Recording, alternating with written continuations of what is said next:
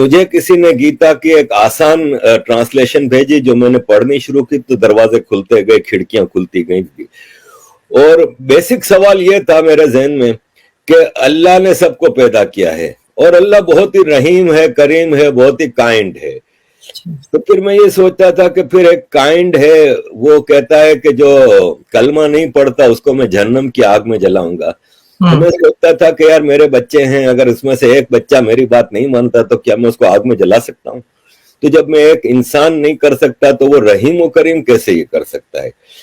تو مجھے گیتا میں اس کا جواب یہ ملا کہ اللہ کہتا ہے قرآن میں کہ بھائی میری بات نہیں مانو گے تو میں جہنم کی آگ میں جلاؤں گا. گیتا میں بھگوان کرشن کہتے ہیں ارجن کو کہ میں نے تمہیں سارا گیان دے دیا، ساری باتیں سمجھا دی، اب یہ تم پہ ہے، تم مانو تو مانو، نہیں مانو تو نہیں مانو.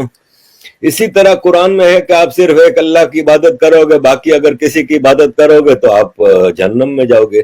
گیتا کی کہیں آپ کو کنفائن نہیں کرتی کہ آپ صرف کرشن جی کی پوجا کرو گے یا آپ گنپتی جی کی. وہ کارما پہ سارا زور ہے کہ اپنے عمل اچھے بناؤ، انسان، جانور، پھل پھول پودے ہر چیز کا خیال رکھو. اور یہی آج کا سائنٹسٹ کہتا ہے کہ کلائمیٹ کے حوالے سے اور یہ سب چیزیں.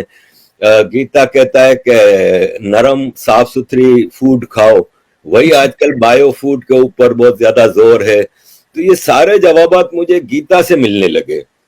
اور پھر مجھے ایک خوبصورت دھرم سے انٹروڈکشن ہوا جس میں سارے انکلوسیو فیسٹیولز ہیں کہ آپ سارے فیسٹیولز، ایک تو فیسٹیولز کا دھرم ہے، اس میں کہیں کوئی مار کٹائی یہ وہ نہیں ہے، نان وائلنس ہے ٹوٹل.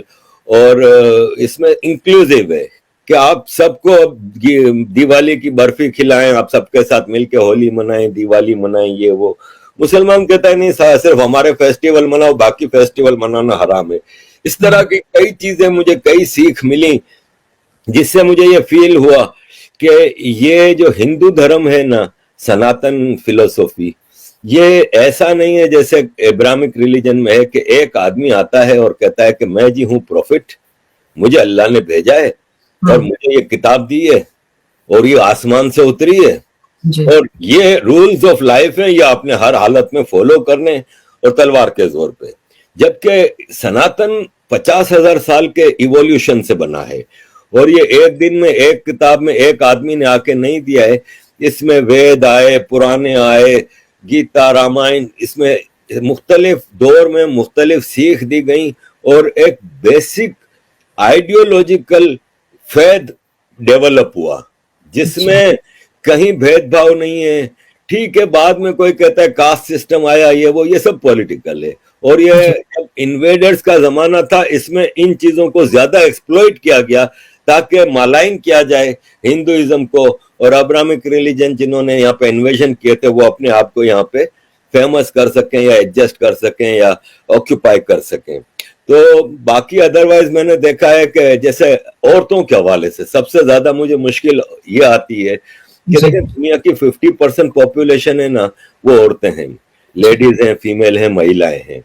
اور اسلام میں کلیئر الفاظ میں، آج صبح ہی میں نے ویڈیو لگائی ہے کہ کلیئر الفاظ میں کہا ہے کہ عورت ہے نا وہ مرد کی غلام ہے، اور مرد جب جس وقت جیسی بھی حالت ہو عورت کی وہ بلائے تو عورت اس کو اوبے کرے. اور ایک طرف کہا جاتا ہے کہ اسلام نے عورت کو اتنا بڑا درجہ دیا کہ اس کے پاؤں کے نیچے جنت رکھ دی، لیکن وہی ماں اپنے شوہر سے کے ہاتھوں پٹتی رہتی ہے، وہی ماں اپنے بیٹے کی اجازت کے بغیر گھر سے باہر قدم نہیں رکھ سکتی. وراثت میں آدھا حصہ، گواہی آدھی. پروفٹ محمد کہتے ہیں کہ میں جب گھوڑے پہ بیٹھ کے اڑ کے آسمان جا رہا تھا اللہ سے ملنے کے لیے تو مجھے جہنم دکھائی گئی، تو میں نے کہا جہنم عورتوں سے بھری ہوئی ہے. ایک عورت نے سوال کیا کہ یا رسول اللہ ایسا کیوں تھا؟ تو بولے اس لیے کہ وہ اپنے شوہر کی بات نہیں مانتی، یعنی غلامی کرو تو تم لوگ تو 50% پاپولیشن کے رائٹس تو ویسے ہی ختم ہو گئے. جبکہ ہندو دھرم میں دیویاں ہیں عورتیں، مسلمانوں میں کوئی دیوی نہیں ہے لیکن ہندو دھرم میں دیویاں ہیں. کہیں ہم نے ہسٹری میں ایسا نہیں دیکھا کہ بھید بھاؤ ہو کہ عورت کی آدھی وراثت ہے یا آدھا حصہ ہے یا یہ وہ. تو یہ ساری چیزیں تھی جس سے مجھے محسوس ہوا کہ the right path is to follow Gita, no other book. جی بہت اچھی بات ہے. مجھے تو بہت خوشی ہوتی ہے آپ نے اتنا اچھا مطلب گیتا کو سمجھنا. میں بھی بہت لیٹ سمجھی لیکن سمجھے تو پتا چلا کہ کیا تھا ابراہمک ریلیجن اور کیا ہے یہ, اس کے بھید ہی ہمیں پتا چل جاتے ہیں.